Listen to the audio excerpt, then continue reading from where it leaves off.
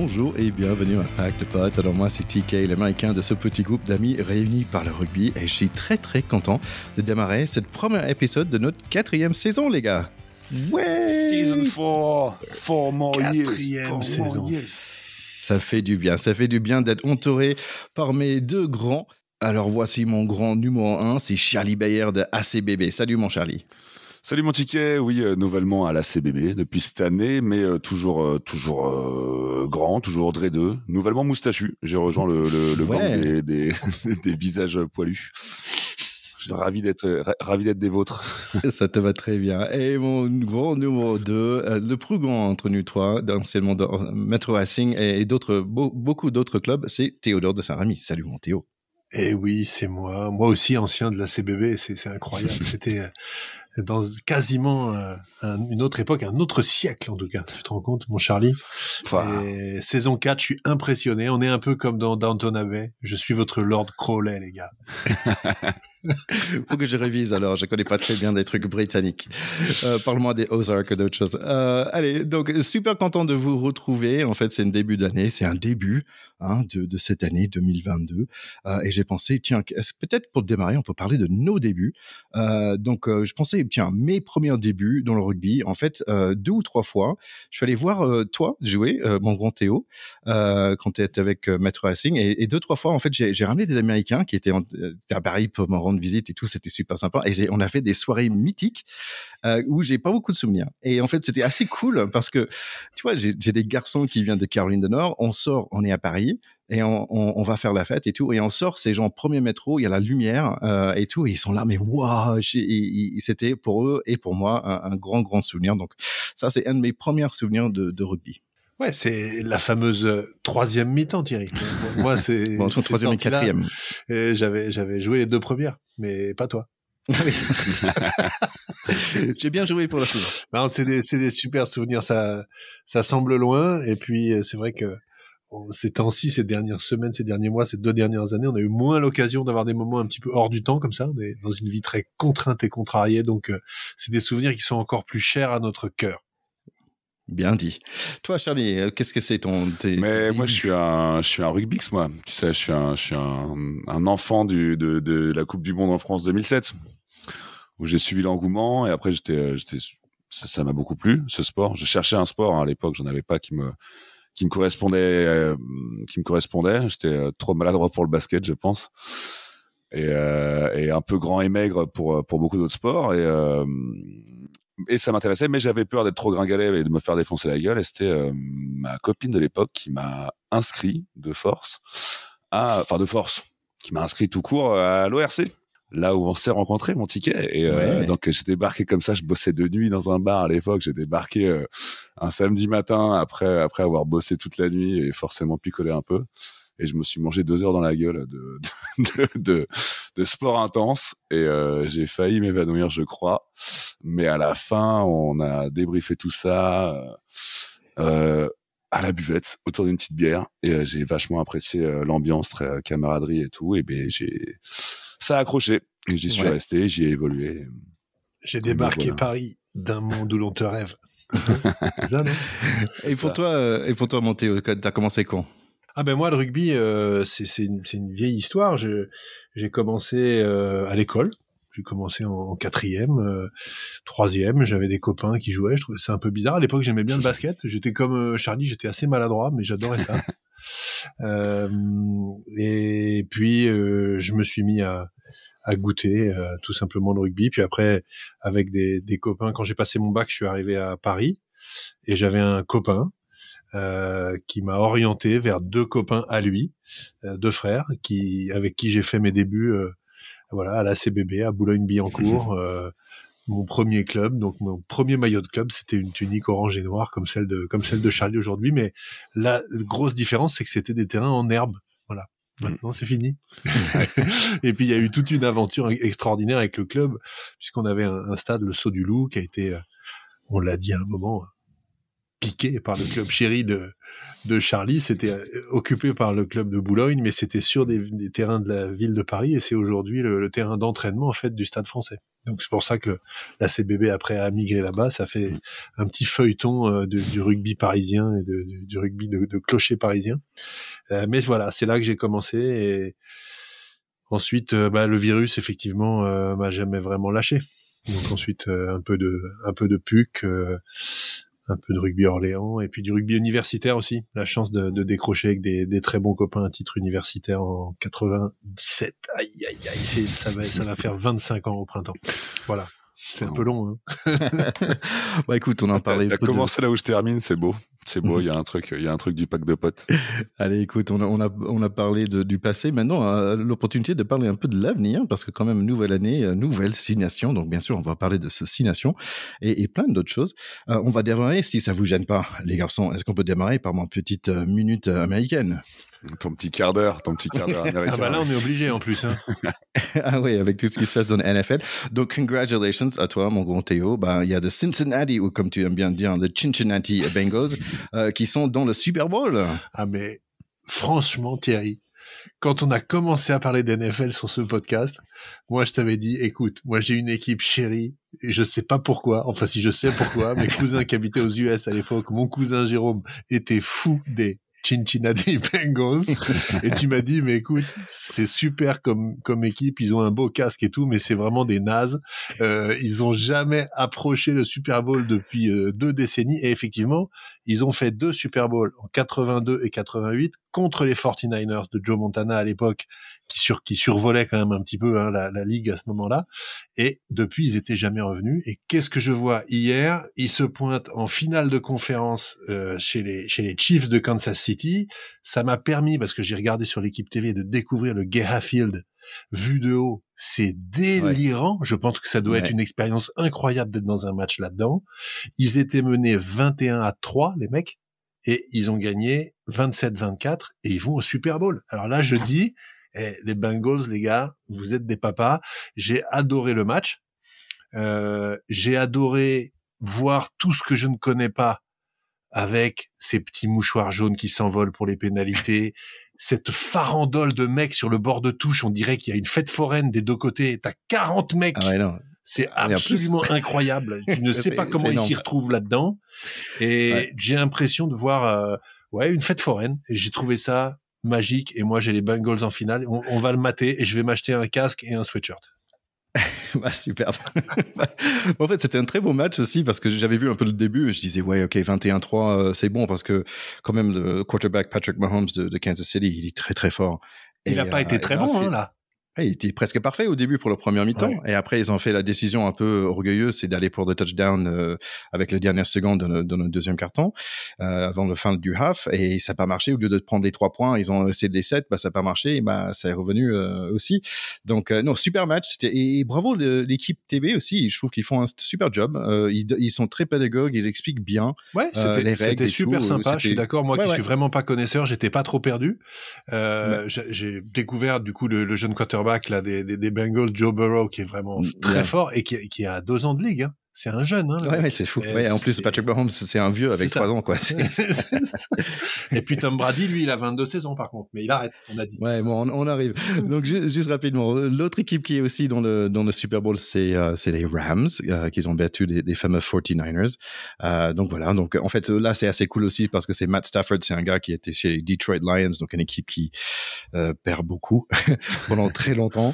Et là, il mérite bien sa place. Et en fait, si vous voulez, nos chers écouteurs, allez sur YouTube et vous cherchez Matt Stafford mic'd up injury, et en fait il y a un moment où pendant 4 minutes tu vois il était plaqué, mais c'est tout au début de sa carrière, ça fait plus de 10 ans maintenant, il est plaqué par terre, il se arrache l'épaule, il est là, il arrive même pas à respirer et tout, et finalement il re-rentre dans le match pour lancer le touchdown miraculeux qui gagne le match. Mais bravo cet homme-là, je suis content de le voir dans le Super Bowl. Bon, ils sont favoris quand même, du coup, les Rams. Par 3 ou 4 points de mémoire, ouais. Bon, ils sont favoris. Maintenant, moi, je pense que c'est toujours ouvert, parce que c'est une finale. Oui. Mais bonne nouvelle, je pense que c'est que le mi-temps, ça va battre le mi-temps de l'année dernière, c'était le Weeknd, que je suis pas énormément fan. Charlie, je suis pas sûr si tu as vu des clips musicaux. Bien sûr, c'est les Avengers du hip-hop US qui se réunissent, quoi. Donc tu as Eminem, Dr. Dre, Snoop Dogg, Missy Elliott et Kendrick Lamar, il me semble. Je pense que c'est Mary J. Blige. C'est vraiment une fête foraine. C'est vraiment un truc de ricain. Sans déconner, là, tu peux pas faire plus. Ça va être un truc de fou. Ça va être vraiment trop bien. On a quand même frôlé le Super Bowl revival des années 80 des Bengals, parce que les 49ers étaient pas loin de passer. Oui, c'est vrai. 82, 88. Là, pour moi, c'est un petit signe du destin. Allez les Tigres, on y va. Tout est à fond. Allez, l'autre chose que tout le monde veut savoir, c'est pas juste qui va gagner le Super Bowl, mais c'est est-ce que Tom Brady va revenir? Mais pour lui, c'est plus le sujet. Il est pas à 15 millions d'euros près, Tom Brady. C'est autre chose. On est en train de naviguer dans une sphère qui est la sphère au-delà des nuages de la légende. Il est sur les nuages au-dessus. Il est comme Rafael Nadal, Tom Brady. C'est des mecs.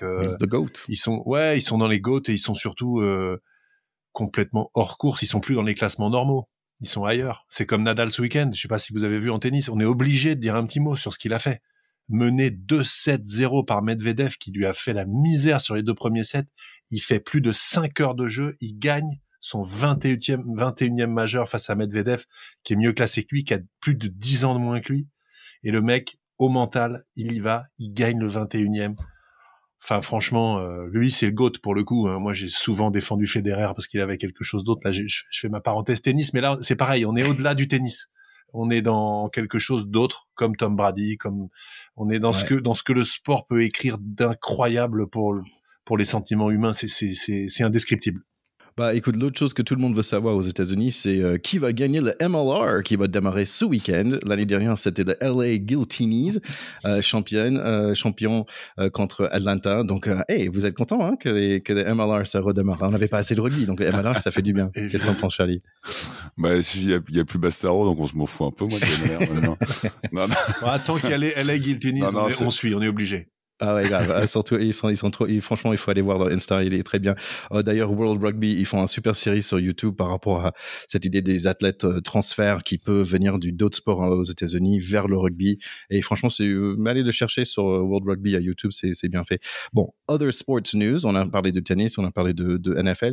Il y a des JO qui démarrent à Pékin, et j'ai l'impression que c'était il y a pas 2-3 ans déjà, des JO à Pékin. Oui, mais là, c'est ceux d'hiver. C'est JO d'hiver.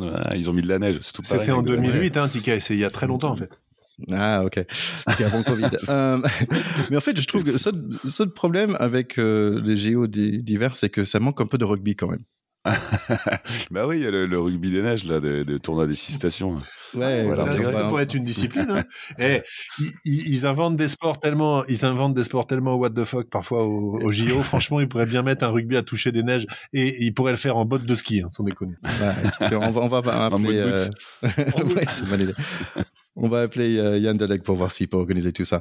Et finalement aussi, Théo, il y a le World Rugby Cup militaire en Bretagne cet été. Est-ce que tu es content, toi?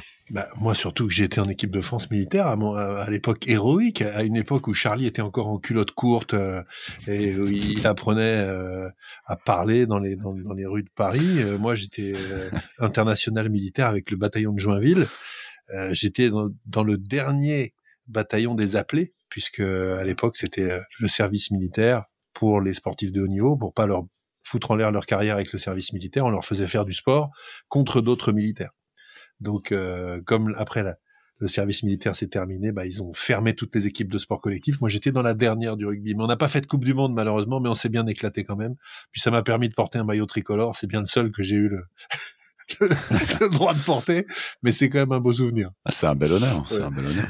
Mais une question au niveau, toi qui as joué un Racing quand même, c'est quel niveau en fait quand je parle militaire, ça devrait être en fédéral ou national? Oui, aujourd'hui je pense que le niveau militaire, ça doit ressembler à des équipes de Fédéral 1, c'est-à-dire un super niveau déjà, très solide, mais avec des mecs qui ont une autre vie, une autre activité quotidienne et qui jouent dans un club, mais qui sont militaires et donc on leur met un maillot national et on dit que c'est une équipe nationale militaire, mais les mecs font pas que ça tout le temps.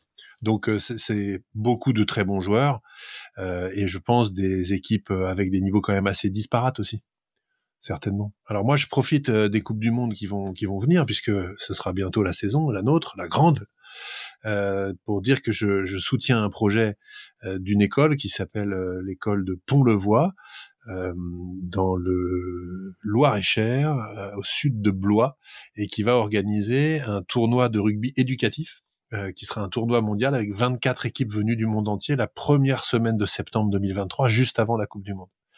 Donc je pense qu'on pourra certainement suivre ça, et moi j'y serai en partie, avec 24 équipes, hein, donc à peu près celles qui participent à la Coupe du Monde.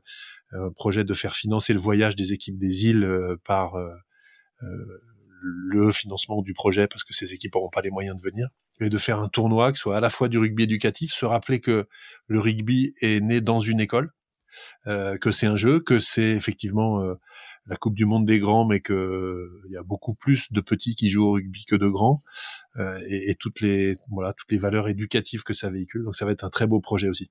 Ça s'appelle la Heritage Cup. Ça s'appellera la Heritage Cup, et l'ambition, c'est que ensuite toutes les coupes du monde aient pour mission de créer un événement Heritage Cup avant la Coupe du Monde, pour rappeler cette tradition et cet ancrage dans le sport scolaire.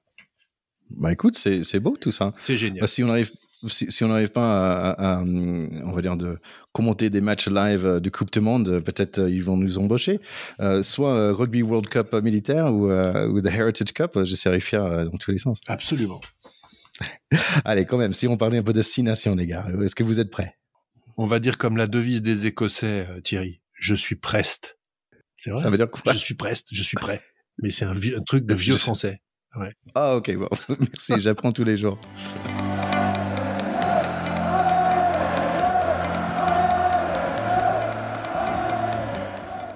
Allez garçons, on est là pour parler un peu de 6 nations quand même, parce que ça redémarre très bientôt ce week-end, donc ça va être super sympa. On a un match contre Italie, nous, ce dimanche après-midi.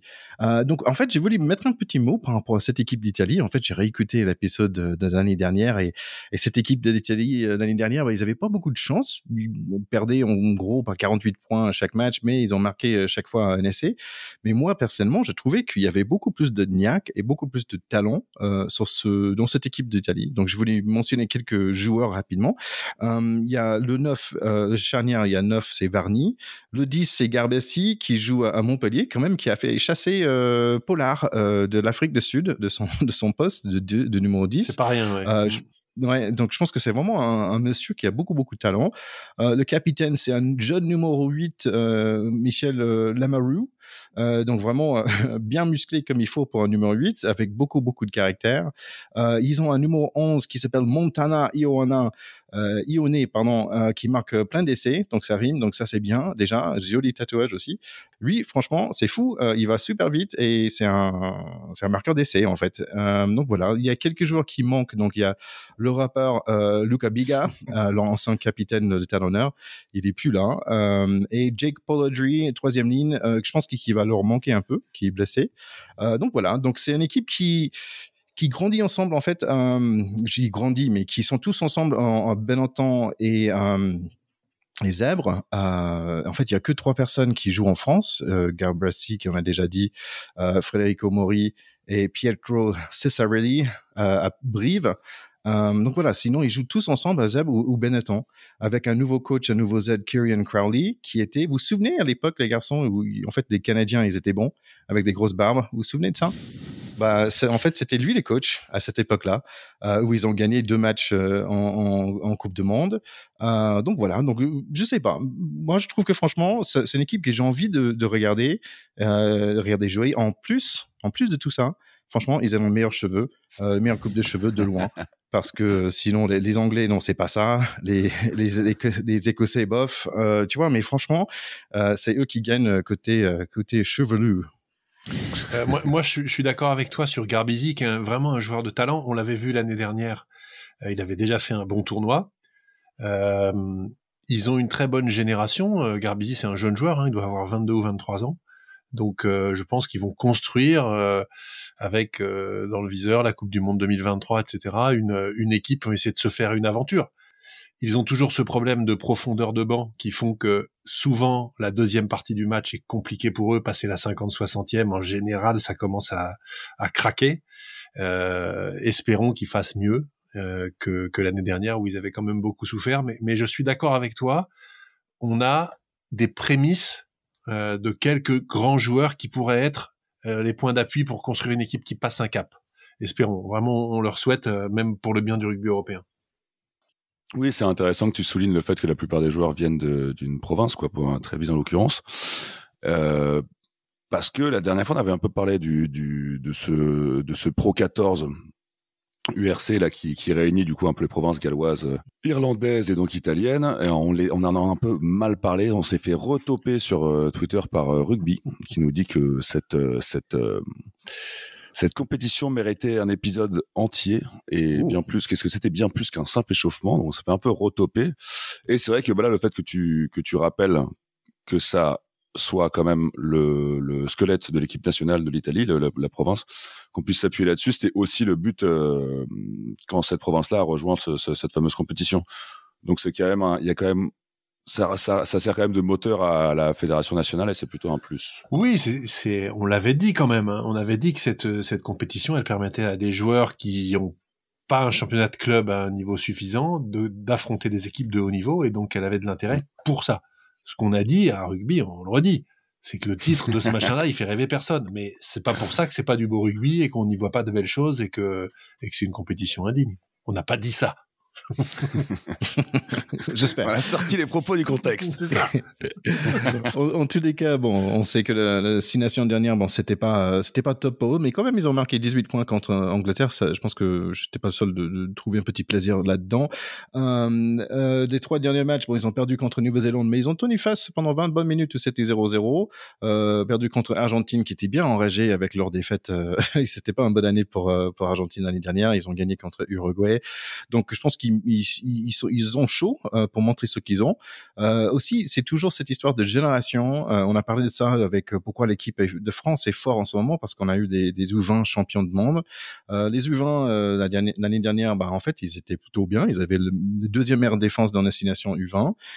Et celle d'avant, le U18, en fait, le seul match qu'ils ont perdu, c'était contre la France. Donc, tu vois que finalement, il y a des générations qui arrivent en Italie, et peut-être si c'est pas cette année, ça va être dans une année proche. Et moi, je pense que franchement, ils ont des jeunes papas, si on peut le dire comme ça, qui vont être là pendant longtemps. C'est le nom que j'ai dit au début, Montana et Gabessi et tout ça. Franchement, surtout le capitaine aussi, Lamoureux. Voilà. Donc, j'ai hâte de le voir jouer, en fait. Pour toi, ça pourrait être le début d'une période assez faste pour le rugby italien, quoi. Au moins des débuts de beaucoup d'essais et de beaux jeux. C'est tout ce qu'on espère. C'est tout ce qu'on espère. Dans tous les cas, le dernier match contre la France, c'était assez sympa pour nous. C'était 50-10. Des essais par Doulin, un super 1-2 avec Villiers, si vous vous souvenez. Le passe magique de Dupont derrière son dos, c'est Arthur Vincent, il me manque, lui, qui a marqué l'essai. Petit essai de Ficou, un essai de Dupont, Tony Thomas qui a marqué 2 essais. C'était glorieux pour l'équipe de France. Donc voilà, on se retrouve avec quand même un nouveau équipe de France, avec quelques têtes qui sont pas là et quelques têtes qui sont revenues. Et qui on a là dans notre liste de 42, Théo? Ouais, on a 42, c'est beaucoup, hein. N'oublions pas que une feuille de match c'est 23 joueurs, donc 42 c'est 19 de trop. Il y en a qui restent à la maison, qui repartent jouer en club, qui vont à la pêche, qui vont aux soins. Bon, c'est tout à fait varié. On a évidemment les cadors, hein, qu'on a vu battre les Blacks, qui sont tous là. On va pas revenir. Moi, ce que je trouve sympa, c'est de mettre l'accent sur quelques petits nouveaux, puisque on a quand même des jeunes, notamment Daniel Bibi Biziou. Alors moi j'adore ce nom d'abord, je le trouve absolument superbe. Et puis ça c'est une filière francilienne, puisque c'est un garçon qui a commencé à Viry-Châtillon, qui ensuite a joué à Massy et qui est maintenant à Clermont, comme on a un certain nombre de joueurs comme Wesley Fofana à l'époque aussi, qui avaient fait leurs armes dans les championnats d'Île-de-France en jeunes et qui ensuite vont s'aguerrir dans des grands clubs en province. Donc on a aussi Tani Vili, que moi j'ai pas beaucoup vu jouer, qui joue centre, donc c'est pas Villiers, c'est Vili, ça s'arrête à I, et c'est un garçon qui joue à Clermont, qui est originaire de Wallis, comme un certain nombre de joueurs de talent qu'on voit maintenant, comme T'aimes bien ça, toi? moi je les adore, les Taofi Fenua, Peato Movaka qui a été monstrueux contre les Blacks, donc Tani Vili, bon c'est né en 2000, là voilà c'est très très jeune pour nous, mais c'est des super joueurs de talent. Et puis ensuite quelques joueurs qui ont fait des étincelles en championnat et qui apparaissent. Donc Antoine Astoy, numéro 10 de Pau, qui est très bon, Maxime Lucu qui confirme, qui est dans le groupe, le numéro 9 de Bordeaux, Mathis Lebel, ailier du Stade Toulousain. Alors moi, ça me fait mal à chaque fois. Je sais pas si je vous l'avais déjà dit, je ramène ma fraise, mais j'avais joué contre son père, qui jouait à Lombez-Samatan, qui était un joueur exceptionnel, qui jouait 3e ligne, qui tenait l'équipe à lui tout seul, qui était énorme. Et puis quelques joueurs qui ont gros à jouer, Vakatawa, Teddy Thomas Ramos, Bamba, qui sont des joueurs qui ont été à un moment considérés comme des tauliers, Bernard Leroux également, et puis un peu en difficulté dans l'effectif. Donc là aussi, ceux-là, ils auront, ce sera un petit peu le moment de vérité pour savoir s'ils vont être dans le wagon pour la Coupe du Monde. Oui, après, comme tu l'as dit, ça reste une liste de 42 joueurs, ce qui est beaucoup, et peut-être que parmi les nouveaux qu'on aimerait voir évoluer, on les verra pas du tout, donc on en saura plus cette semaine. Oui, c'est vrai qu'on n'a pas la liste finale pour ce match-là, le temps qu'on enregistre, mais moi, je suis très content de revoir Crétin et Cros. Bien sûr, j'adore le deuxième ligne, c'est pour ça que j'ai fait un podcast avec 2 deuxième lignes. Bernard Leroux, franchement, qui revient, moi, je trouve que c'est un papa. Malheureusement, de mémoire, je pense que Thibaut Flament, il peut pas être là, complications avec Covid. Donc, il y a beaucoup de va-et-vient, mais et je pense que finalement, je vais pas encore voir le Van der Berg, parce que je pense que lui aussi il va pas jouer cette semaine. Donc voilà, donc il y a quelques noms que j'aimerais bien voir, juste parce que Van der Haag et Van der Berg, donc ces deux-là, ils sont sur ma petite liste. Et c'est même pas des Sudaf. C'est le plus beau. Mais tout le monde avec un super nom, le Bibi Bizoui, j'ai envie de voir, franchement, ça me fait plaisir. Mais quand même, on est content, et quand même, je pense qu'on est en confiance, parce que la France, en ce moment, on est porté favori. Surtout sur ce match-là. Il n'y a pas beaucoup d'enjeux sur le score. Mais pour nous, c'est un tournoi qui est extrêmement important, parce que c'est le dernier tournoi avant le tournoi qui précède la Coupe du Monde. Et donc, le tournoi qui précède la Coupe du Monde, ce sera celui qui arrêtera le groupe pour la Coupe du Monde de manière définitive, ou presque, à 1 ou 2 exceptions près du groupe. Celui-là, c'est encore un tournoi de la liberté où on peut faire des revues d'effectifs. Et donc, ça va être le grand creuset pour la Coupe du Monde de 2023. Il commence en fait là. Il commence à ce mois de janvier 2022. Ceux qui sont pas là, ça va être compliqué d'aller attraper le wagon pour 2023 quand même. C'est ça qui est intéressant. Et puis la dernière fois qu'on a gagné le tournoi, on est arrivé en finale de Coupe du Monde l'année qui a suivi, quoi. Donc ouais. Donc ça peut être bon signe. Mais je pense qu'en effet, on part carrément favori, parce que, enfin, carrément favori, je m'emballe, mais on est favori. C'est une équipe de France qui est regardée par tout le monde, qui, je pense, impressionne. La dernière tournée de novembre, on a encore montré que on peut faire des beaux exploits.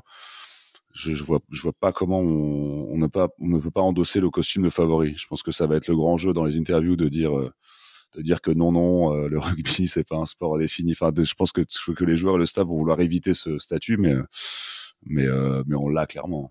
Ouais, c'est marrant parce qu'il y a Eddie Jones déjà qui commence à dire vous les Français, vous devrez le gagner, sinon le public français va être fâché avec vous. Déjà il commence à mettre le pression. Il est malin, ce gars, parce que l'année dernière ils étaient pourris, en fait. En Angleterre ils étaient pas bons, hein, et en fait, mais t'as l'impression il s'en fout un peu, tu vois, parce que ça ne compte pas. Bon voilà, ok, nous on n'est pas encore, c'est pas encore Showtime, et donc quand ça va être Showtime, ils vont être près des Anglais, mais j'aimerais bien le gagner quand même, ceux-là. Et Didier Jones a tout à fait raison. Là, les Français comprendraient pas, en plus, sur une année de tournoi en alternance où on reçoit les Anglais, où on n'a pas la difficulté d'aller gagner à Twickenham, ce qui est toujours une petite contrainte supplémentaire. Les Français, le public français aurait du mal à comprendre qu'on gagne pas ce tournoi. On vient de filer 40 points au Black à Paris, ça arrive quand même pas tous les 4 matins. Donc là, il est très clair qu'avec la maturité qu'a acquise cette équipe, la tournée qu'elle a fait dans l'hémisphère sud, la tournée d'automne, Galtier aux manettes, le meilleur joueur du monde dans ses rangs, si là, tout le monde n'en prend pas 30 à Paris, ou 30 ou 40, on a de quoi se fâcher. Ou en tout cas, c'est cette pression positive qu'il faut mettre à l'équipe de France, à mon sens. Moi, en tout cas, j'y vais, clairement.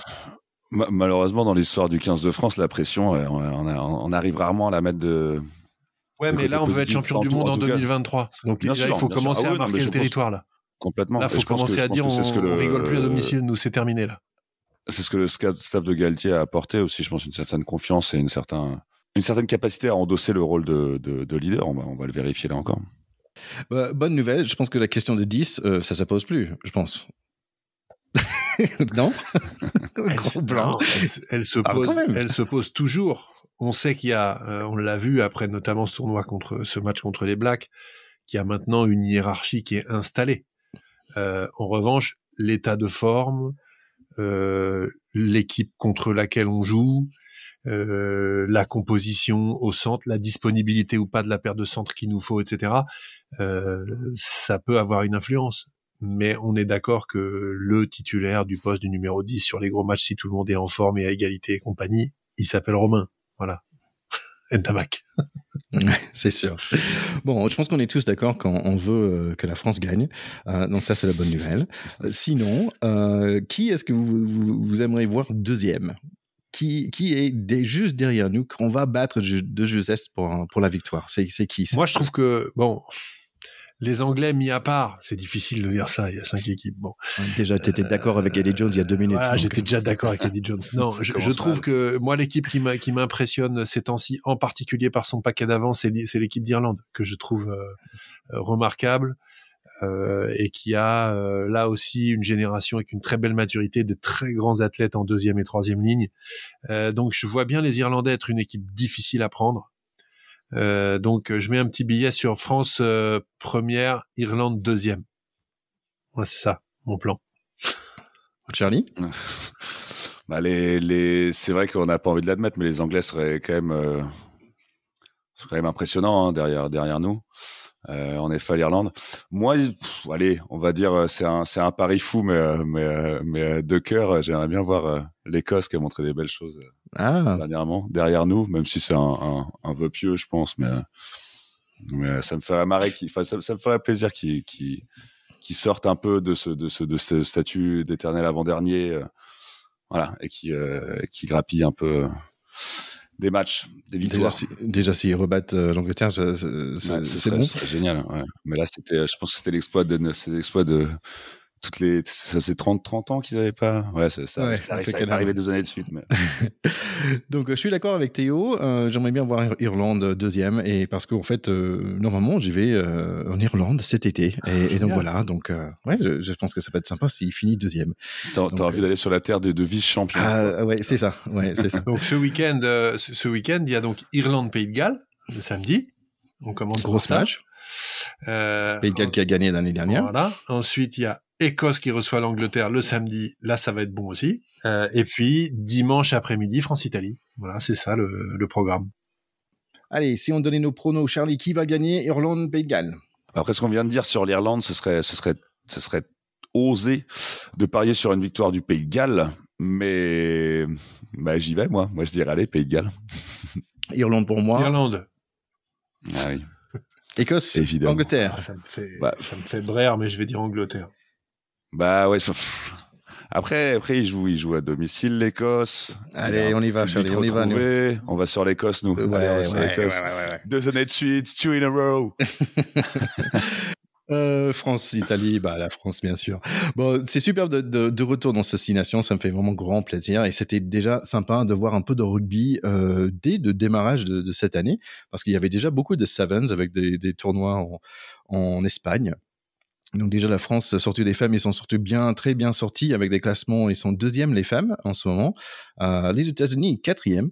Et côté hommes... En féminine. Ouais, en féminine. Ouais. Et les hommes, c'est 5e pour la France. Les États-Unis, 4e. J'ai dit ça juste pour dire ça.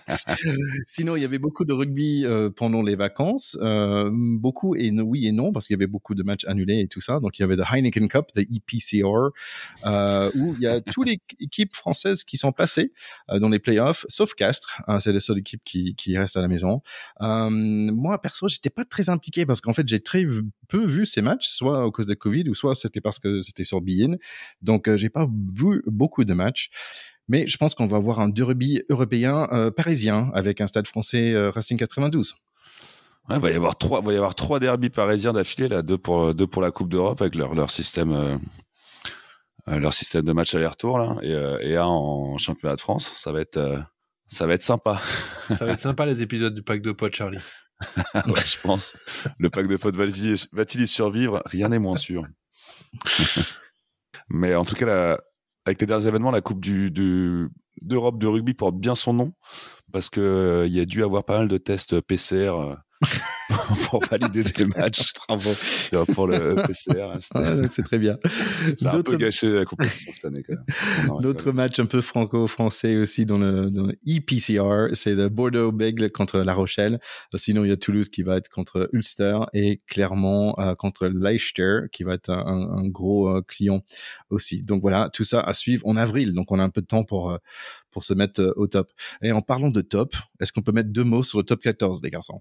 Bien sûr, écoute, on a un Bordeaux-Bègles qui caracole en tête de ce top 14, puisqu'ils ont quand même 10 points d'avance sur la 2e équipe.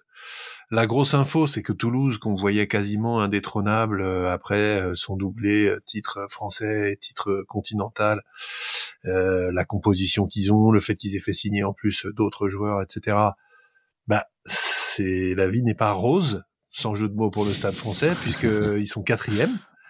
Le Stade français a battu Toulon hier soir et j'ai envie de dire que heureusement, parce que sinon ça aurait commencé à être vraiment tendu pour eux. Et puis le Racing a été tapé Toulouse à domicile. Ils auraient pu leur mettre 40 grains. Ils ont loupé pas mal d'occasions. Ils ont gagné quand même. Donc ça veut dire que le Stade toulousain était un peu à côté de ses pompes et est à 3 défaites d'affilée. Donc on a toujours un top 6 avec Bordeaux-Bègles, Montpellier, Lyon, Toulouse, Castres et La Rochelle. Je dois des excuses à mes amis castrais parce que les dernières sorties de Castres, et notamment à domicile, en tant que défenseur d'une citadelle imprenable et village gaulois, etc., m'ont foutu les poils, comme on dit, alors que la dernière fois j'avais dit que j'y arrivais pas avec cette équipe-là. Et ben voilà, en 2 matchs, ils m'ont convaincu qu'ils avaient des choses à raconter sur leur côté petite équipe.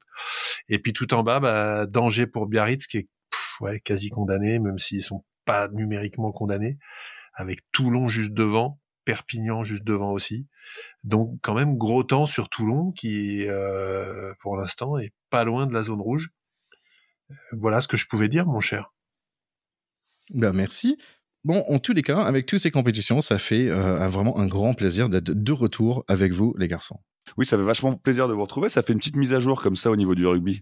Et des fois s'il y en a qui ont besoin d'une mise à jour ou d'un rappel en tout cas, avant d'ouvrir ce nouveau tour de destination, si on va avoir un petit rappel de ce qu'avait fait l'équipe de France au dernier tournoi l'année dernière, un peu comme dans les séries Netflix, il y a le petit résumé, le petit previously. Et le pack de potes vous a concocté un petit résumé de nos analyses et de nos réactions sur les matchs de l'équipe de France du dernier tournoi. Voilà, pour avoir un petit condensé, pour se replonger dans le bain avant de retomber dans la nouveauté. C'est bon ça. C'est cadeau, hein, c'est cadeau les gars, attention, c'est beau.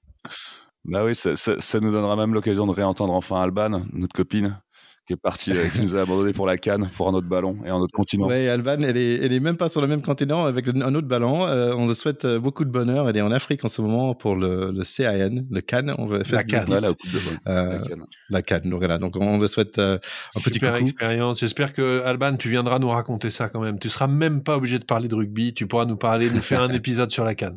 Honnêtement, on est prêt à ça, rien que pour te revoir. En tout cas, ça fait plaisir de vous retrouver, les garçons. On va vous laisser avec le résumé de Charlie. Merci beaucoup, Charlie, d'avoir fait tout ça. Et voilà, à la semaine prochaine, les garçons. À la semaine prochaine, les copains. Et la semaine prochaine aussi à tous nos écouteurs après ce premier week-end de tournoi.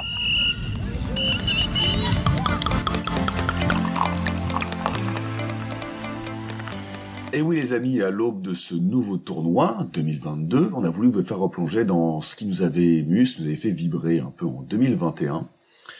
Et donc c'est parti pour une petite demi-heure de résumé où vous verrez qu'on a plus mis l'accent sur les émotions ressenties que réellement sur les décortiquages rugbystiques. Donc c'est parti, nous sommes le 6 février 2021, les stades sont vidés de leurs spectateurs, le rugby amateur en France est à l'arrêt. Nous voici au stade Olimpico de Rome, juste après une large victoire française de 50-10 sur l'équipe d'Italie. Et oui, effectivement, tous super contents de cette reprise en grande pompe de nos Bleus. Personnellement, j'ai passé un bon moment, même si j'ai envie de dire que voilà, c'est un match contre l'Italie, donc ça reste toujours un match où je trouve qu'on a eu des moments évidemment très très efficaces. On l'a vu, chaque ballon était très bien exploité par les Français, mais je trouve que les Italiens se sont j'ai pas envie de dire ça, mais ils se sont quand même bien battus. Je trouve que dans les statistiques, ça se ressent aussi, parce que notamment, je crois qu'en première mi-temps, on a une possession qui est largement dominante des Italiens, et en tout sur la partie, la France fait quasiment le double de plaquage des Italiens quand même. Donc, est-ce que c'est une défaite encourageante pour les Italiens?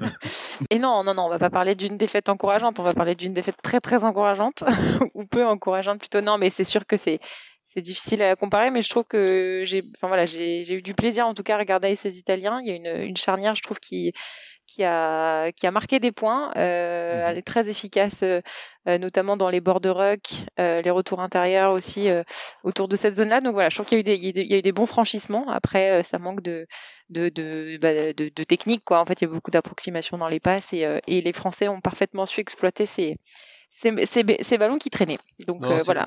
Moi, pour rebondir là-dessus, d'abord, je suis entièrement d'accord avec toi sur la charnière Gabrizzi et le demi-de-mêlée dont le nom m'échappe à l'instant, mais vous allez le trouver, qui sont tous les deux des joueurs vraiment talentueux, qui pourraient jouer dans d'autres équipes. Le demi-de-mêlée en particulier, que je connaissais pas, parce que Gabrizzi, on l'avait vu, on savait qu'il était bon. Le demi-de-mêlée, vraiment, il m'a épaté. Varney, de son prénom. Varney, voilà. Mais alors, moi, pour rebondir sur ce que dit Charlie, pour moi, c'est une défaite désespérante, parce que l'équipe d'Italie a relativement bien joué et en a pris 50. Donc c'est terrible.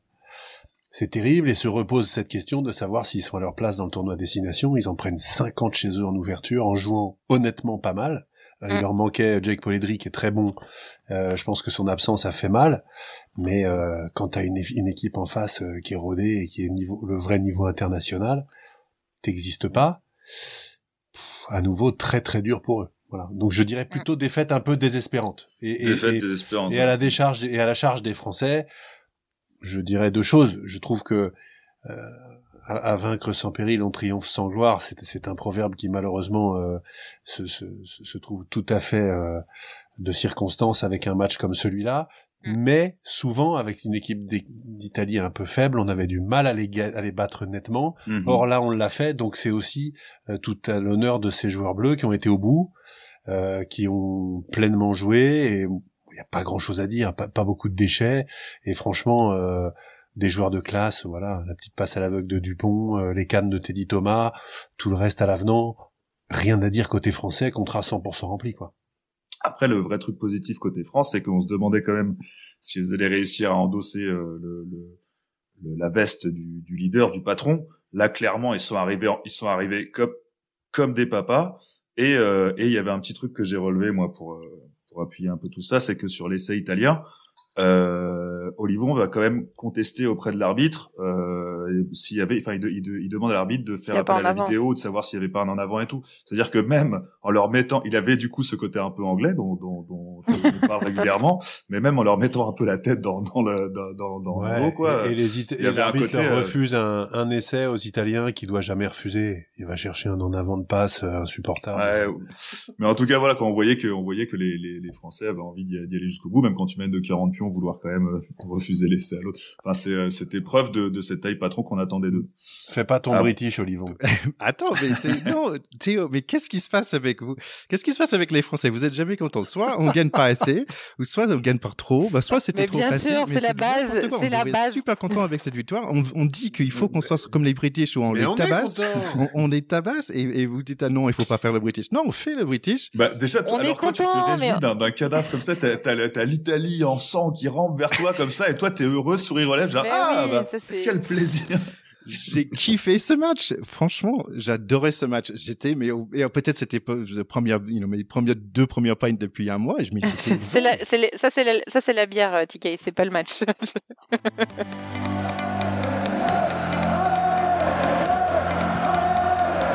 Dimanche, on avait du lourd. C'était France-Irlande. Ouf, collectif de la France, on gagne 15-13. Ouais, la défense de la France à la fin est bonne, elle est incroyable parce que faire reculer en défense comme ça sans faire de faute, les Irlandais reculaient quoi. J'avais presque de la peine pour eux. Si j'avais pas été en apnée, j'aurais pris le temps d'avoir de la peine pour eux. Ouais, il y a eu une série de plaquages offensifs très impressionnants. Ouais. Ah ouais, non, cette phase défensive était assez dingue.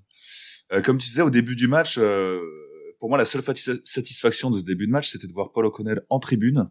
C'est toujours plus rassurant de le voir en tribune que quand il était sur le terrain, et c'était toujours agréable de le voir. Dulin, il nous a fait un peu peur en début de match parce que il loupe une balle sur réception. Il se fait contrer un ballon aussi. Donc, mais très rapidement, dès la 15e, il recommence son festival et il a été énorme. Ça a été un match comme annoncé très dur en fait. Les Irlandais, ils nous ont fait cette semaine ce qu'ils ont fait aux Gallois la semaine dernière. Ça a tapé dur, mais au niveau de la tape, on avait Aldrit, on a récupéré Aldrit, et je pense qu'ils étaient pas prêts les Irlandais, parce que quand tu parlais tout à l'heure il est énorme, de ce, ouais, et puis il était dingo, et tu parlais tout à l'heure de ceux des Irlandais qui ont été sortis, mais la charge d'Aldrit qui laisse 2 Irlandais au sol derrière, c'était Attila, quoi. Tu sais, qui laisse des cadavres derrière. Là où Aldrit passe, les Irlandais trépassent, quoi. C'était vert, il l'a pris pour du gazon, il a marché dessus, quoi. On peut, je pense, en particulier au travers de Brice Dulin, faire quasiment l'histoire du match sur son histoire de match, parce que les Français font une entame quand même assez poussive. Ils ratent beaucoup de touches au début. Effectivement, ce ballon contré, plusieurs ballons hauts, un peu cafouillés. Et puis en fait, ils s'affolent pas. Ouais, c'est ça. Ils finissent par re-rentrer dans leur match, et ils re-rentrent dans leur match avec notamment en tête de pont un Aldrit complètement stratosphérique sur le milieu de terrain. Il a totalement effacé du paysage C.J. Stander, qui est quand même pas le premier venu, qu'on n'a pas vu du match. C'est invraisemblable. Et puis Dulin, le timing de ce mec, mais moi je pourrais passer, je crois, des heures en fait à regarder ce mec monter sur les ballons hauts, tellement je trouve ça kiffant, quoi. C'est absolument fou. Alors il en rate un ou deux au début, et après un festival. Et puis effectivement, on a lu un peu dans les commentaires, bah oui, c'est Sean Edwards qui a gagné le match. Ça veut dire que ça veut dire que la défense en deuxième mi-temps en particulier, et en fin de match où t'es quand même pas serein, les mecs reviennent à 2 points en marquant un essai hyper chanceux, parce que Olivon prend le ballon en touche, et malheureusement, il gère mal la transmission, rebond, machin, Keller qui va marquer. Enfin, l'essai des Irlandais, il vaut que dalle. Ouais. Honnêtement, il vaut rien. C'est con parce que c'est la seule touche qu'on a maîtrisée, parce qu'on a été très bien lu en touche. C'est un peu ça. Je pense que les Irlandais, effectivement, ils ont regardé la vidéo. Seul point noir du match, la touche. Et on réussit à la contrer. Qui est un peu inquiétante. Bah ouais, mais je pense qu'on a été clairement lu en touche. On est attendu maintenant. Là, les mecs, ils savaient quoi faire, particulièrement la fameuse touche au-delà des 15 pour le centre. Bon, bah, on a failli se prendre un essai par le 5, hein, mais la seule qu'on contre, putain, ça nous coûte un essai, quoi. Donc c'est un peu rageant, quoi. Et moi, j'ai vibré comme un fou dans mon canapé sur l'essai de Penaud, parce que c'est vraiment, je trouve, une super action. Ça part d'une très belle touche avec Marchand qui déchire tout au milieu du terrain, et puis ça va pas marquer, mais plusieurs temps de jeu à droite, à gauche, on s'affole pas, et puis très très bien joué de la part de Dulin qui vient faire l'offrande à Penaud. Franchement, des essais comme ça, c'est magique, c'est royal, parce qu'il y a aussi pas d'affolement. Cet essai là, c'est aussi l'histoire du match. On n'est pas dans la facilité, on est dans l'application. C'est ça que j'ai adoré. Ouais. Pour moi, c'est vraiment ça la clé du match, comme vous le dites, hein, c'est qu'il y a encore 2-3 ans, l'équipe même encore l'année dernière, je suis pas sûre que cette équipe aurait su maîtriser ce jeu. On a quand même un Dupont qui est quand même le ministre de l'Intérieur, comme on dit, qui se fait quand même asphyxier par la défense. Hein. Honnêtement, il était cherché. Il a aussi fait pas mal de coquilles dans des choix de jeu, etc. Il était sous pression sur quasiment tous ses ballons, des transmissions qui ont été un petit peu gâchées, etc. Mais quand il a fallu trouver la clé, il l'a trouvé avec ses partenaires, et je trouve que ça, c'est quand même vraiment la preuve du talent de cette équipe et de sa solidarité. Enfin, voilà, on est fort. Je trouve pour Fickou, c'était pas un match où il était beaucoup en vue, mais ce gars, il nous fait un bien énorme. Il est parfait. C'est incroyable. Je me souviens quand j'ai commencé à regarder le rugby, il y avait le grand Josion, et tout le monde disait, il y avait une époque où il était meilleur centre du monde en fait, et quand je regarde Fickou, Josion, je trouvais qu'il était si long, dans le sens qu'il faisait jouer tout autour de lui, et ça faisait grandir des personnes autour de lui. Et avec Fickou, je trouve exactement la même chose, où il c'est un facilitateur de jeu, quoi. C'est vrai, il devient un joueur qui apporte une grande sérénité. Il faut pas oublier là que en plus on joue ces matchs-là clés sans Virimi Vakatawa qui est le meilleur centre de l'équipe de France quand même depuis au moins 2 saisons. Les autres lui tournaient un petit peu autour et à chaque fois c'était quand même lui le taulier. Et là on arrive à gagner ces matchs-là avec Virimi en tribune ou plus ou moins dans son canapé. Arthur Vincent à nouveau, excellente performance. Donc sortie après sortie, on se dit mais putain, en fait cette équipe n'a pas de point faible. Il y a pas de point faible parce qu'il y a du réservoir et des grands joueurs à tous les postes, et ça c'est fantastique. C'est vraiment kiffant. Pour conclure sur Fickou, il pousse même en mêlée, quoi. Oui, j'ai vu. Exactement, c'est ce que j'allais dire. C'est le 9e avant, mais comme beaucoup de centres, comme beaucoup de premiers centres qui sont en vrai des 3e lignes refoulées, on le sait tous. Même chez les filles. On m'a souvent dit, tu veux pas remplacer un 3e lettre. Non, mais c'est vrai que c'est des jeux un petit peu complémentaires où tu mélanges vitesse et aussi défi physique. Donc c'est vrai que c'est des jeux, enfin c'est des postes qui sont quelque part similaires, on va dire. Et voilà, donc c'est sûr qu'on a tous passé un bon moment devant notre télé ce week-end. Et bravo les Bleus. Moi, je suis amoureuse de ces Bleus. Je suis ravie d'avoir passé ma Saint-Valentin avec cette équipe. Oh, c'est pareil. Comme c'est romantique. C'est la petite touche féminine du pack de potes. On avait besoin. Est-ce que tu penses qu'on serait crédible avec des propos pareils, Nouvelle-Batte? Franchement, ce serait trop mignon. Mais Fabien Galtier, en interview d'après-match, a dédié cette victoire pour la Saint-Valentin à tous les amoureux du rugby. Donc, il a eu une petite pensée aussi pour penser romantique. C'est bien joué. Malin. Une dernière chose que par rapport à cette équipe, c'est que j'adorais la façon qu'ils faisaient la fête après. Je trouve ça vraiment génial, quoi, par rapport à des équipes qu'on a peut-être vues avant. Tu dirais un peu des juniors. Ah ouais, vraiment. Et que ça s'entend qu'ils aiment gagner, ils aiment jouer ensemble, ils aiment gagner ensemble, et ça fait plaisir, quoi. Par contre, avec une moyenne âge de 25 ans, pourquoi ils sont allés se chercher un tube des années 90 pour célébrer leur victoire? Mais c'est la meilleure chanson, c'est la meilleure chanson. Freed from Desire. Je propose qu'on leur envoie ton t-shirt de Motorhead, Charlie, et puis on n'en parle plus.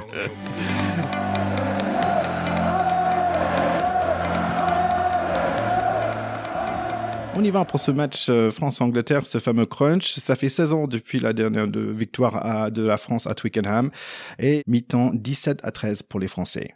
Ça a commencé très très fort, et il y a eu beaucoup de rythme. Enfin, c'était vraiment une première mi-temps de niveau incroyable. Il y a quand même eu, je dirais, il y a eu 20 bonnes minutes où clairement il y avait une domination anglaise pour moi, où ils nous ont un peu concassé la gueule. Et heureusement, à la demi-heure de jeu, il y a eu cet essai. D'ailleurs, c'était souvent on s'était dit, on avait noté que depuis l'ère Galtier, enfin depuis l'ère Karim Ghezal, souvent il faisait ces petites touches au-delà des 15, au-delà du 3e bloc pour le centre Fickou qui arrivait. C'est la 3e fois, il me semble, qu'on le voit depuis le début de l'année. Et là, cette fois-ci, enfin, c'est vraiment maîtrisé de A à Z. C'était ils nous ont rappelé que pendant que les Anglais pouvaient concasser pendant 20 minutes, les Français savaient aussi sortir des actions, des combinaisons maîtrisées de A à Z, et c'était vraiment enthousiasmant. Ces touches-là, elles sont super intéressantes parce qu'elles permettent à l'attaquant, au premier attaquant, d'arriver dans la ligne plein fer, et donc d'avoir quand même un coup d'avance. Donc elles exigent une grosse précision du lanceur, hein. C'est pas tout le monde qui est capable de balancer au-delà des 15 mètres avec précision et un super timing, mais c'est vrai que quand ça fonctionne, ça met tout de suite le feu dans la défense d'en face. Galtier a dit à la fin du match que cette touche s'appelait la Toulouse. Voilà, pour l'anecdote. Je pense qu'on a tous un Toulouse, non, sur chaque équipe. Allez, Toulouse. C'est clair. C'est celle du beau jeu et des trois quarts. Mais non, c'est vrai que c'est une touche parfaitement maîtrisée avec une combinaison derrière, de la justesse technique partout, les courses, que ce soit dans les courses, dans les passes. Virimi Vakatawa est hyper important d'ailleurs, c'est le joueur. Je crois qu'il touche pas la balle sur cette action-là et il vient fixer, je pense, 2 ou 3 défenseurs qui permettent d'écarter ensuite, mais c'est vraiment un cas d'école, magnifique, à montrer tous les dimanches matins, cher Charlie. Moi, en tout cas, j'ai adoré cette mi-temps parce que on s'est pas ennuyé du tout. C'était vraiment le contraire du match Pays de Galles-Italie, avec un vrai mano à mano. Ça finit d'ailleurs 17-13 à la mi-temps, des essais des deux côtés. Le premier essai des Français, il est magnifique, ça va à droite, à gauche, tout le monde touche le ballon, Ficou, Vakatawa, Olivon, Dupont, Thomas, enfin, c'est énorme, vraiment énorme. Cette touche sur Mélian, on en a parlé, et puis l'essai des Anglais avec les jambes de Colin Slade, la passe au cordeau de Ford pour Watson qui va marquer, il est aussi absolument magnifique. Donc, j'ai adoré cette première mi-temps. Le seul truc que j'ai beaucoup regretté, enfin il y en avait 2 qui coûtent cher à la fin, c'est effectivement ce manque de chance de Jalibert qui appuie le ballon sur son genou. Et ça c'est pareil, hein, c'est vraiment un coup du sort qu'il n'arrive pas à l'appuyer. Et puis la dernière action de la première mi-temps où les Français ont vraiment fait mal aux Anglais alors qu'ils avaient été en difficulté dans le dernier quart d'heure, où ils remontent. Et l'arbitre siffle une pénalité pour Tom Curry au grattage qui est hyper généreuse parce que Tom Curry est vraiment plaqueur ou assistant plaqueur sur l'action et il doit pas gratter aussi vite. Et s'il y a pas pénalité, il y a probablement essai pour les Français. Donc moi je regrette vraiment cette action-là qui je trouve aurait couronné complètement cette première mi-temps pour les Français. Bon, ça a tourné pour les Anglais et on parlera peut-être en deuxième mi-temps d'autres décisions. Celle-là me semble très litigieuse et injuste, quand en deuxième mi-temps, ça me semble plutôt légitime les décisions qu'a pris l'arbitre. Et juste pour mon petit chouchou qui Itoge qui a fait encore une fois un match de dingue. Voilà, je sais pas si t'as pas le droit d'en parler aujourd'hui. Souvent, t'as pas le droit d'en parler. J'étais obligé, surtout en deuxième mi-temps, d'en parler, mais je sais pas si souvent on verra un mec secouer Awas comme on l'a vu se faire secouer. Voilà. Quel athlète, n'est-ce pas? C'est énorme, il est énorme. Et il a pas arrêté de contrer, d'être présent. Il a été énorme. C'est un match 10 sur 10. C'est vrai qu'il est 10 sur 10, c'est vrai qu'il est proche de la perfection, mais Dieu, dans sa volonté d'équilibre, l'a quand même fait anglais. Donc il a une tare dure à rattraper que toutes les qualités du monde. Bon allez, deuxième mi-temps Thierry, parce que là il y a des conneries. Pardon. Merci.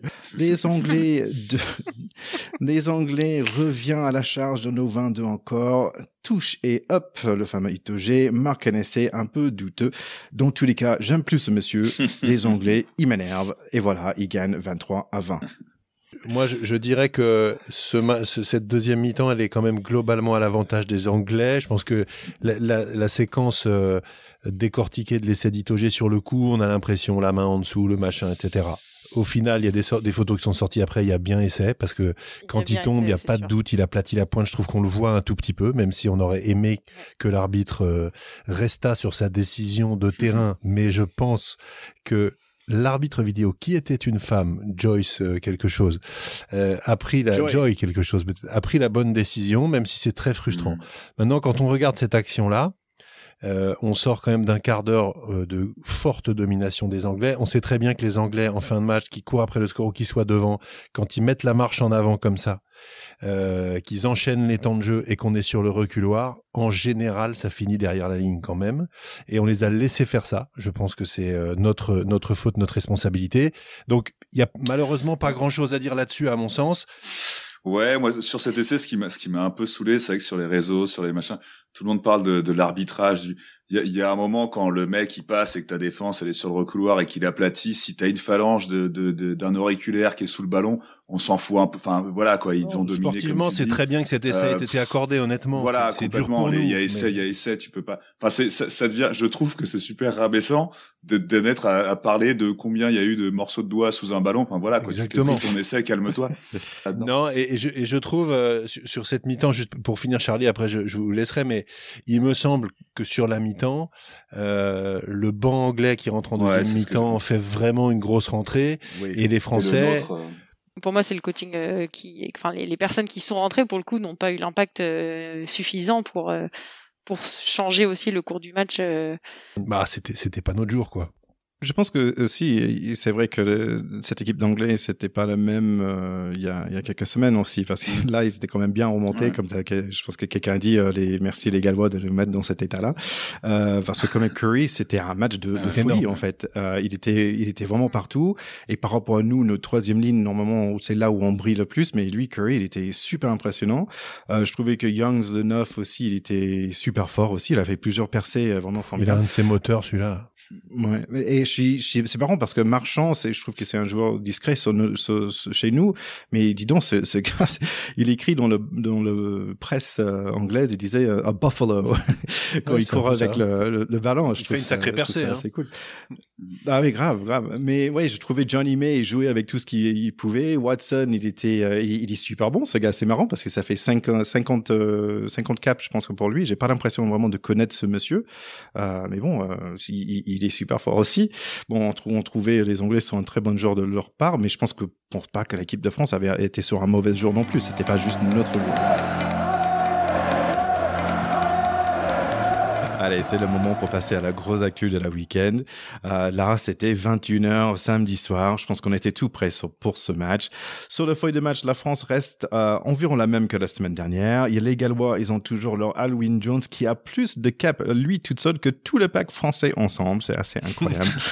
C'est un match oulala. Mi-temps, c'est 17-17. On a du boulot.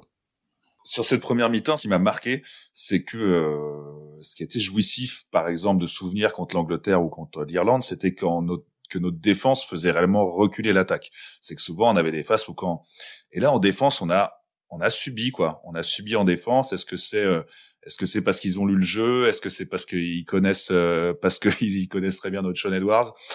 Je sais pas, mais on a vraiment subi en défense. Toujours est-il que il y avait vraiment, ce 17-17 à la mi-temps, on est vraiment dans un truc où l'évolution du score, elle était, c'est coup sur coup. À chaque fois qu'il y en a un qui marque, paf, ça remarque derrière. Et en plus, il y en a pas un qui loupe sa transformation. Il y avait une sorte de vraiment mano à mano, quoi. Il y avait un peu tout dans cette première mi-temps parce que effectivement, ça s'est rendu coup pour coup dès le début. Les Français qui avaient envie de faire une grosse entame et qui savaient que les Gallois avaient pas pris d'essai dans le premier quart d'heure de tout le tournoi ont marqué d'entrée. Donc ça, c'était top. En plus, un essai vraiment tout à fait mérité parce qu'il y avait le panache à ce moment-là de prendre la touche plutôt que les points, alors qu'en début de match, tu peux te dire, bon, j'assure un peu, je prends les 3 points. Non, ils vont en touche, ils marquent derrière. On sait que derrière le deuxième essai, la petite intuition, le petit jeu au pied dans le dos de la défense de Dulin avec le 2 contre 1 d'école qui est joué par la charnière, c'est juste magique. Donc on saute en l'air plusieurs fois dans cette mi-temps et en même temps il y a un petit parfum d'absence de maîtrise parce que on marque 2 essais mais on en prend 2 et c'est vrai des deux côtés. Donc je trouve qu'on plante un petit peu le décor de la deuxième mi-temps hallucinante qu'on va avoir. Ce 17-17, en fait, il y a 0-0. Il s'est rien passé. Tout va se jouer sur une mi-temps, en fait. C'est un match sur une mi-temps. Le match redémarre avec l'interview le plus court de Fabien Galthié. C'est bien. Ça veut dire qu'il est concentré. Mais les Bleus sont un peu moins pénalisés pour les Rouges tout de suite. 20-17 pour eux. Et voilà, il fallait être attentif. Car après les fautes excessives des Gallois et avant l'essai de Brice Dulin, Mr. Wayne Barnes, en vidéo, a eu le temps pour trouver le bêtise français, un bêtise qui s'empire avec chaque révision de pénalité à carton jaune à carton rouge. Bien sûr, c'est contre William C. Ce fin du match est difficile à expliquer. On peut penser que les Gallois vont gagner comme normal cette 6 nations, c'est-à-dire à 14 contre 15. Et puis, c'est 14 contre 14. Et puis, c'est 14 contre 13 grâce à 2 cartons jaunes rouges et un essai de Olivon, mais glorieux. 27-3. On a 3 minutes pour gagner. On est à 80 minutes. C'est le dernier essai. And holy shit, Brice Dulin dans le coin, on a gagné. On a fait notre anglais aux Gallois. C'est quand la dernière fois qu'on se sentait comme ça? Ouais, c'est vraiment ça. D'abord, je te tire mon chapeau, Thierry, parce que tu nous fais revivre cette deuxième mi-temps. C'est super bien raconté, c'est vraiment sympa. Et moi, je sais pas vous, mais ça fait très longtemps que j'ai pas eu une émotion comme ça devant un événement sportif. Alors, c'est vrai qu'on est un peu enfermé depuis longtemps et que les événements sportifs, ça paraît loin, sauf à la télé. Mais là, on est vraiment dans cette deuxième mi-temps passé par toutes les couleurs de l'arc-en-ciel. Ouais. C'est-à-dire que on a été incrédule pendant les 30 minutes de cette deuxième mi-temps, où finalement on n'y était pas du tout. On se faisait rentrer dedans, et Faletao, il prend le ballon, il avance de 10 mètres au ras de la mêlée, tu te dis, mais attends, qu'est-ce qui se passe? Où est passée notre équipe, quoi, qui secouait tout le monde comme des cocotiers depuis quelques semaines, quelques mois? Là, t'as l'impression qu'ils sont juste pas là. Et puis, il se passe ce retournement complètement improbable où à la fois les Gallois s'effondrent, c'est-à-dire que je pense que physiquement ils sont à la peine, donc ils commencent à multiplier les fautes près des lignes à un moment où, immense mérite des Français, ils n'ont pas renoncé, alors que dans l'histoire du 15 de France, ces matchs-là, on les perdait. Voilà. Dominés comme ça par une nation britannique, avec supériorité numérique, avec machin, etc., on se disait, c'est bon, allez, good game, c'est dans le baba, quoi. Eh ben non. Et c'est ça qui est absolument incroyable dans ce match-là, c'est que même mené de 12 points à 4 minutes de la fin, moi je me rappelle, j'étais devant le truc, je disais à mon fils, c'est pas fini, surtout quand ils passent à 14 contre 13, je me dis, c'est peut-être jouable, parce que 14 contre 13, ça change tout. Tous les repères défensifs, ils explosent en vol, tout le monde est à la rue, le terrain d'un seul coup est plus grand parce qu'on est moins nombreux, il peut se passer des choses. Voilà. Je sais pas comment t'as vécu ça, Charlie, mais... Écoute, c'est marrant, Théo, parce que pareil, j'avais envie, avant de rentrer dans le tactico-tactique et de décortiquer un peu ce mano à mano, enfin, du premier mi-temps qui est devenu un peu, je voulais, moi aussi, j'avais prévu de parler un peu d'émotion, quoi, parce qu'en vrai, c'est l'envie de vivre des émotions plus fortes que les autres ou de palpiter plus grand qui fait qu'on aime bien le sport, en particulier celui-là. Et à une époque, depuis un an, où les émotions, elles sont un peu dures à aller chercher parce qu'on n'a plus la culture, on n'a plus le sport, on n'a plus les loisirs, on n'a plus les détentes, on n'a plus les potes, on n'a plus les émotions à les partager, on se sent un peu seul. Là, franchement, on a eu une dose d'émotion dont personnellement j'avais vraiment besoin. Alors peut-être que c'est parce que le week-end coïncide avec la sortie de la Justice League de Zack Snyder qui s'est déifié ses persos comme personne, et on a pu se prendre de passion du coup pour nos héros bleus, les mystifier, faisant de l'athée que j'ai toujours été un croyant, un fervent adepte de ce 15 de France, le 15 de France d'un grand Charles, mais pas le grand Charles des livres d'histoire qui ont déjà été écrits, le grand Charles des histoires à écrire, celui dont les potes il s'appelle Taofi Fenois, Dulin, Aldrit, Vakatawa, Awas, des super représentants d'une France qui fait briller les yeux. C'est une armée d'amis, en fait, une armée de potes qu'on a envie de remercier fort pour les émotions qui nous ont fait vivre ce samedi, pour les peines qui nous ont fait oublier. Merci les Bleus, vivement demain, vivement 2023, quoi. C'était superbe, Charlie, superbe. Non, mais on sent une émotion chez toi qui n'est pas feinte, et je suis sûr que les gens qui nous écoutent et qui se rappellent ce match ont tous vécu un pic émotionnel vraiment très très fort, parce qu'en fait, c'est cette dernière action qui fait qu'on y croit encore, même s'il reste une infime chance, en fait, parce qu'elle est infime. Au moment où on prend ce ballon, où Olivon le reçoit, et où il reste 70 mètres à remonter, quelle est la probabilité qu'on aille marquer cet essai? Elle est infime. C'est ça. C'est comme et tu vois cette probabilité augmenter. Oui, et tu te dis c'est pas possible, et à un moment, et la lumière, l'horizon s'éclaircit, tu te dis putain, c'est là, en fait, on va peut-être y arriver. Et c'est si tu veux les grands récits mythiques, c'est Guillaumet qui se pète la gueule dans la cordillère des Andes, il a 60 km à faire, 12 cols à passer dans la montagne à 7000 mètres, il a un petit réchaud, une bouteille de rhum, des pompes, et il se dit il faut pas que je dorme, si je dors, je meurs. Il faut pas. Et en fait, là, t'as Ficou qui prend la balle, et puis t'as Vakatawa qui la prend, et puis ça nettoie, et puis t'as Chat qui avance comme un chien galeux, et puis machin, et puis après, ça arrive à droite, t'es dans les 22, tu te dis, putain, ils vont le faire. Et là, ça repart, et Dulin au bout. Oh putain, mais c'était monstrueux. Moi, qui m'a fait sentir ça aussi, déjà, le palpitant, mais, parce que je pense que c'est ça, c'est l'égalité du début, et puis on se fait marcher dessus, après, en deuxième partie, et puis au bout d'un moment, on sent les Gallois qui lâchent, et d'un coup, ton cœur, il commence à se dire, attends, mais c'est faisable. Sauf que plus cette action avance, plus tu te dis, parce que j'ai dû expliquer à mes potes aujourd'hui du boulot l'histoire de en fait à partir de 80 minutes quand le ballon est tombé, c'est fini, quoi. Et du coup t'as envie de jouer crânement tes chances, t'as envie de prendre des risques, mais plus t'en prends, plus tu peux faire tomber le ballon. Donc t'as le cœur qui bat de plus en plus vite, tu te dis attends, mais putain, ils y vont, mais moi franchement, j'ai chialé à l'essai, quoi. Je dis putain, il y a une libération d'émotion parce que t'es en montée totale. Je sais pas si vous vous souvenez, mais sur la dernière Kamisha dont tu parles tout à l'heure, qui a été rageux, il rentre, il se foire, le pauvre, il rentre avec une pression pas possible. équipe sur une touche, il la foire. Mais après, quand il doit jouer la touche qu'on va trouver proche de la ligne adverse, je sais pas si vous avez vu, mais Serein, il attrape Chat, il met ses 2 mains sur chacune de ses oreilles, il lui met son front contre son front, et à mon avis, celle-là, tu me l'as il lui dit Chat mon pote, et on était tous en fait en train de penser ça, quoi. C'est ça. Chaque action devient il y a quelque chose qui Vas-y, excuse-moi, Théo. Il y a quelque chose qui me frappe dans cette équipe, dans cette génération, on l'a déjà pas mal dit, et à toutes ces sorties où il nous faut un grand coup, et celui-là, je pense, est vraiment le plus beau qu'ils ont fait depuis qu'ils jouent ensemble, cette très jeune équipe où il y a des mecs qui ont 20 piges, ils construisent cette capacité à croire en eux en dépit de tous les éléments ligués contre eux. Et ça, c'est quelque chose, je sais pas s'ils seront champions du monde en 2023, mais c'est quelque chose qu'il faut à une équipe qui devient championne du monde. Je sais pas s'ils le seront, mais ils ont ce truc. Quand ils sont à 14 qu'on commence à rêver. Tu te dis, mais c'est ça. Ils ont ce truc. Et maintenant, on sait que Charlie, en plus, n'est plus athée, il est croyant, et qu'il dit Hail Mary à la fin. Ça prouve bien que c'était le truc de l'impossible. Et les croyants en bleu. Vraiment, c'est un plaisir de vous entendre tellement ému et poétique par rapport à ce match. Et c'est vrai qu'en fait, j'avais pas des mots pour décrire j'ai regardé des images, je sais pas combien de fois pour être capable de faire ce truc parce que c'est indescriptible. Ouais, c'est vachement, c'est vraiment difficile à décrire. Mais je pense que ce qui est sûr, c'est on a tous eu un énorme plaisir. Mais en fait, il fallait peut-être passer par les matchs perdus, par ce match juste avant contre l'Angleterre qu'on a perdu, qui était injuste dans un sens, et celle de notre équipe B dans le Autumn Nations Cup, on a perdu de justesse aussi. Et il fallait passer par là pour arriver d'avoir cette joie qu'on a aujourd'hui. Mais une chose c'est sûr, c'est un vrai joie.